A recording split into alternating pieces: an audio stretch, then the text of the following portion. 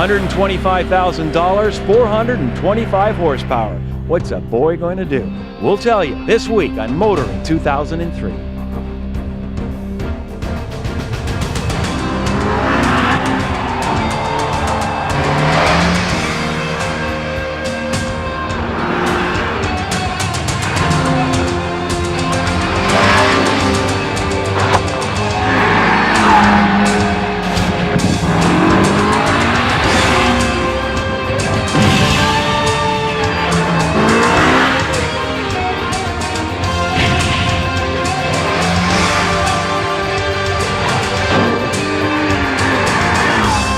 TSN's Motoring 2003 is brought to you by Quaker State Motor Oil, oils fine-tuned for different engines, and Midas, Total Car Care. We do that.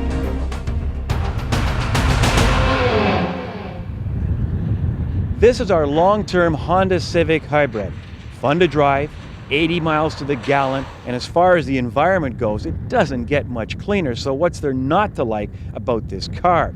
Well, if the truth be known, people are hardly stampeding the showroom to pick one up, and we'll talk more about that later on. Although one of the reasons might be that there has always been and will continue to be a love affair with horsepower. I mean, look at a lot of today's new vehicles. We're talking 300 to 500 horses. And you know, at this year's Detroit Auto Show, General Motors, who say they will build it, introduced the Cadillac 16 concept vehicle, and we're talking 1,000 horsepower.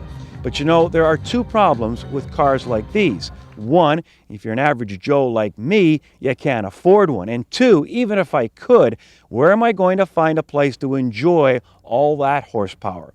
Well, you know what? I found the place right here at Mosport Racetrack, where today this place is turning into a playground for boys and their expensive toys.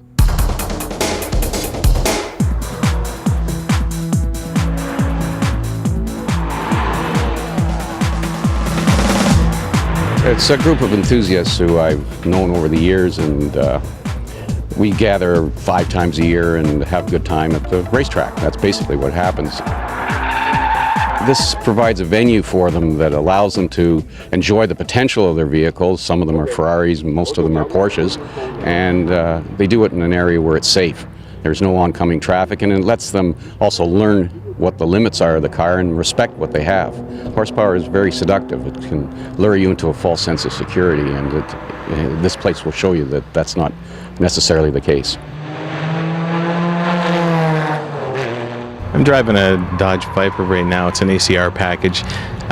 Been doing this for a little while. Started off with the Motorsport Club of Ottawa, and we started into Solo 2 with the pylons in the parking lot, and it teaches you the discipline. And then you start enjoying yourself, and then you go to these track events that Dexter does, and you know, it's $250, $300. You come, you have a really good time. Everybody's a gentleman when it comes to passing, and you get to enjoy your car without getting a speeding ticket. It's safe. They've got a medical staff here. They've got ambulances here, and the way these cars are that they build today, this really is a place that it should be done. Oh, I love being here at the track. It's a lot of fun. And I'm driving my 996 Cabriolet, which I just got in March this year. Previous last year, I was driving a Boxster, and I had a lot of fun with that car. More than just being fun, it's also a lot about learning car control. I find that my driving on the street has really changed too, just the way I take the turns and greater awareness of what can go wrong and accident avoidance and that type of thing too.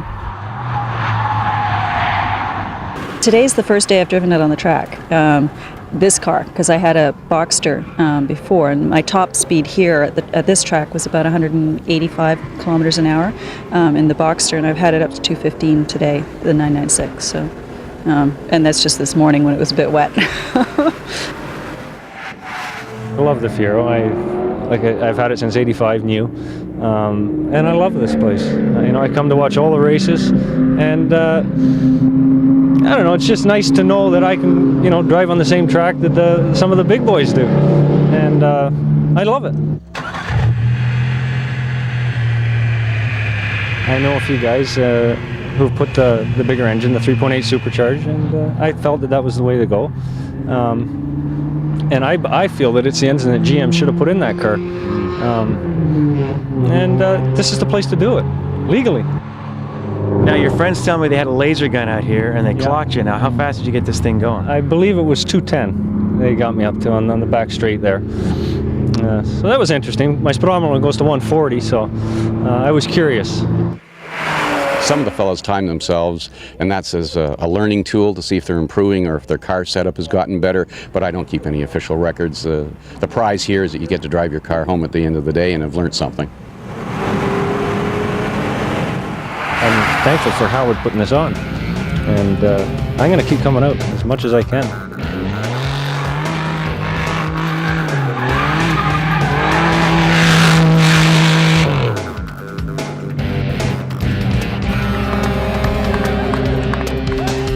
Some of those cars are pretty fast, but I'm furious. More later on Kenzie's Corner.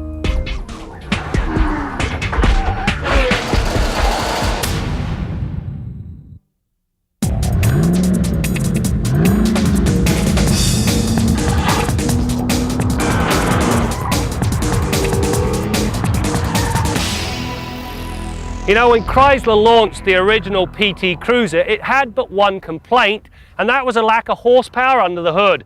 This week on Test Drive, we take a look at the real deal. This is the GT version of the PT Cruiser. At last, the PT Cruiser gets the power it has begged for since its introduction. The difference comes from the addition of an intercooled turbocharger. The package ups the ante to 215 horsepower and, more importantly, 245 pounds-feet of torque, 90% of which is ready and willing anywhere between 2,300 and 5,000 RPM.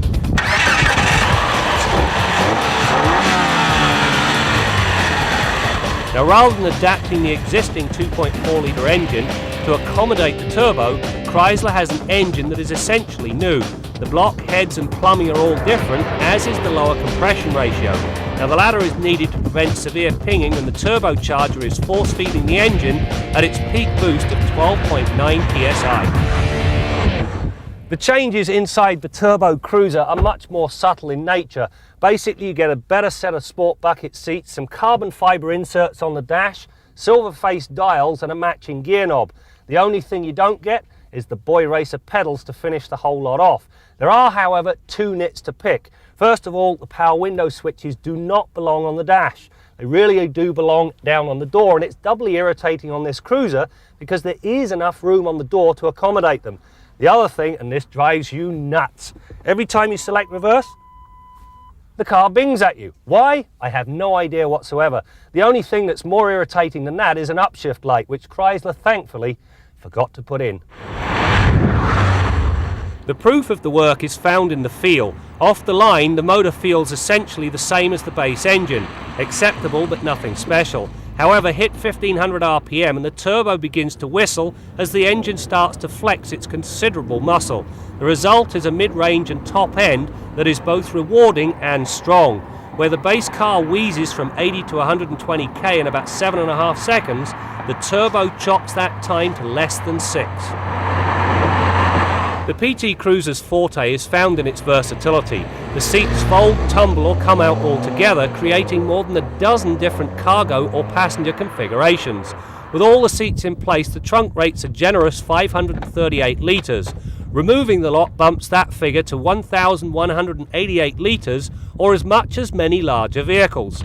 Elsewhere, the front passenger seat folds forward, allowing an 8-foot ladder to be carried in the cabin and with the tailgate closed. The penalty for all of this practicality are a couple of fairly large blind spots. First of all, these very chunky C-pillars make backing the car up more difficult than it really needs to be.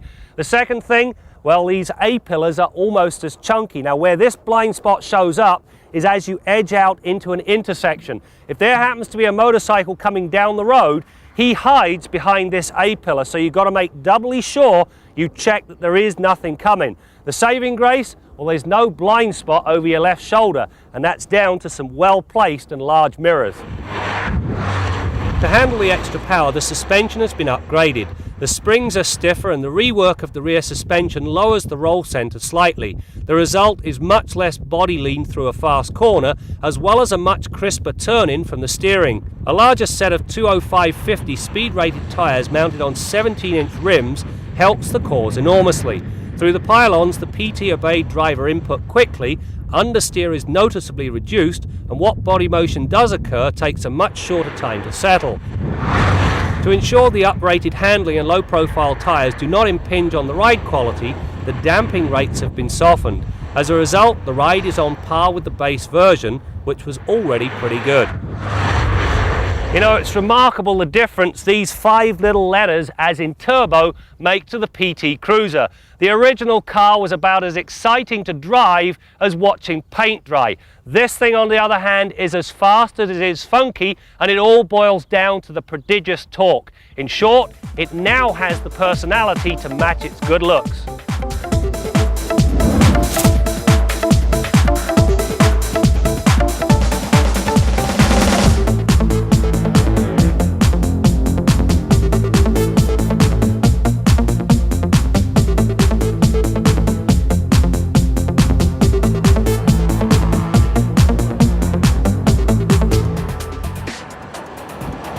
As we mentioned earlier, the Honda Civic Hybrid has been a welcome addition to our long-term fleet. It survived the winter unscathed, the CVT transmission has been seamless, fuel mileage as expected outstanding. In fact, with the exception of the cool instrument panel, it feels no different than driving your standard out-of-the-box Civic. Now, yes, the hybrid will cost you more, but that's the price you pay to keep our planet clean, right? Well, it seems after a year of sales, only 342 Canadians are willing to ante up. So Honda isn't making any money on this baby. But when you consider the Insight has sold only 355 since its introduction almost 4 years ago, the Civic Hybrid could be described as a big success. Our Midas tip of the week concerns rear-end collisions. Statistically, the most likely type of collision you'll ever be involved in is the rear-ender. Now make sure that your vehicle is properly prepared so that you've got the best chances. Make sure that all your brake lights are functional, including the all-important high mount or third brake light, an important safety feature that all cars have had since 1986 and newer. And pickups and sport utilities phased this in a little bit later, but all the vehicles now have the third or high mount brake light, and an awful lot of them have that important safety feature non-functional for want of a new bulb. So make sure that your vehicle has got a functional brake light system. Now, if the person behind you is driving on tires like this one in the rain, a rear-end collision may be unavoidable, certainly from their side of things.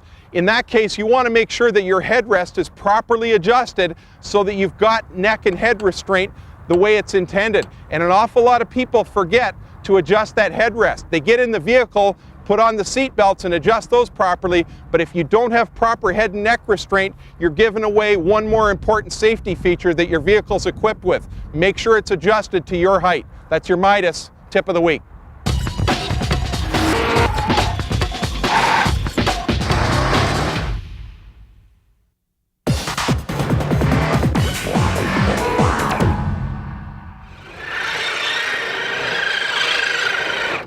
Today we're at the auto show in the GM booth. We're going to see 6 teams from the First Robotics Canadian Regional bring their robots here and give the media a sneak peek of what their robots can do. They still have another week to build their robots and still some final touches to put on it, but the teams are going to come, compete, show what their robots can do, and basically show off all their hard work over the last 5 weeks. Every team gets the same kit to make it a level playing field. The kit contains the motors, the batteries, the pneumatics, the remote controls, and then they take these parts and fabricate their own design. Certain materials like aluminum and steel are unlimited, so they can use as much of that on the robot as they want. However, the robot has to be very specific in its size. It can't be more than 36 inches by 30 by 5 feet tall, and it can't weigh more than 130 pounds.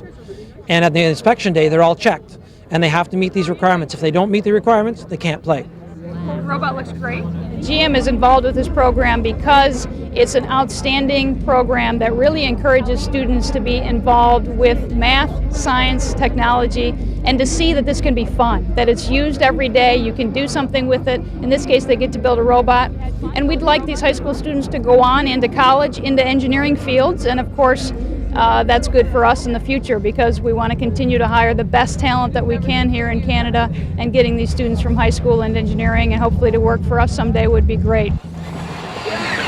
The GM engineers, they know what they're talking about with the cars, and they know how to design mobility and stuff like that, whereas maybe the other teams, maybe such as power generation, they're not too sure about the drive systems and stuff like that. They have an idea, but I really felt that it was definitely a plus to have the GM engineers helping us out. If we can breed these students to be good engineers, they might come back at a university or college and work for us.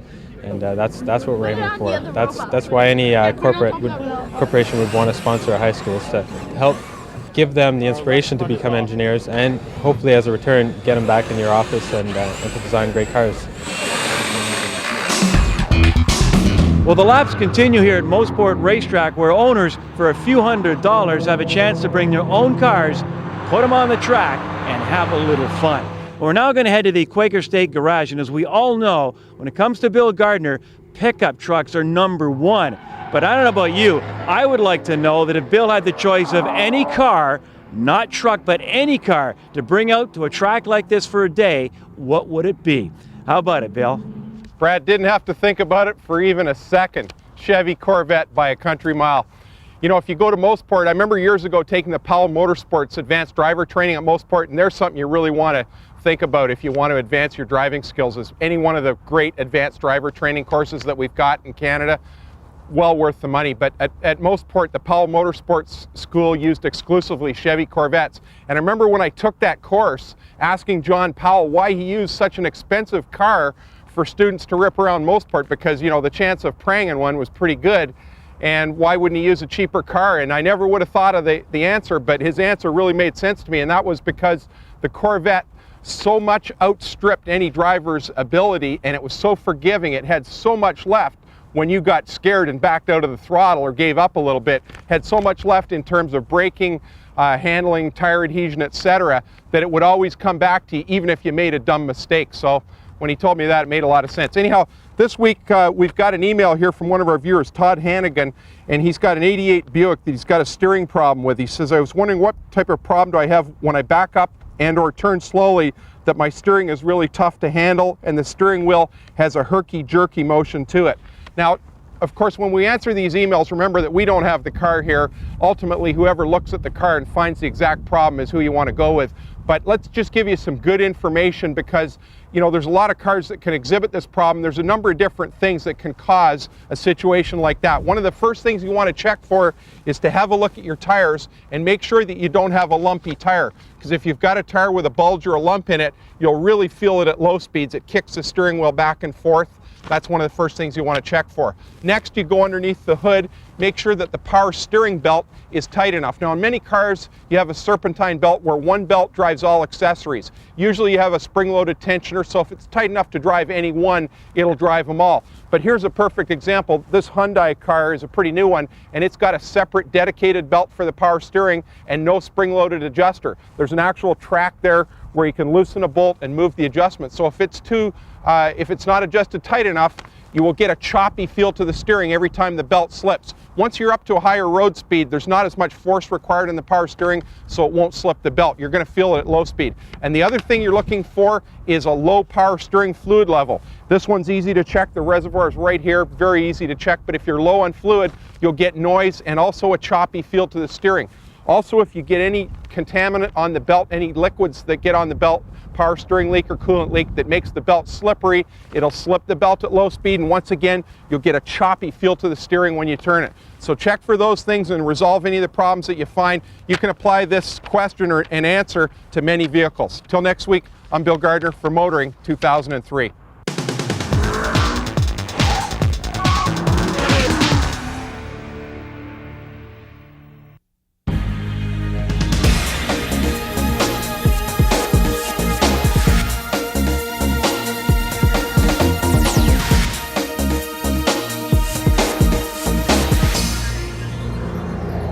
Isn't that a beauty?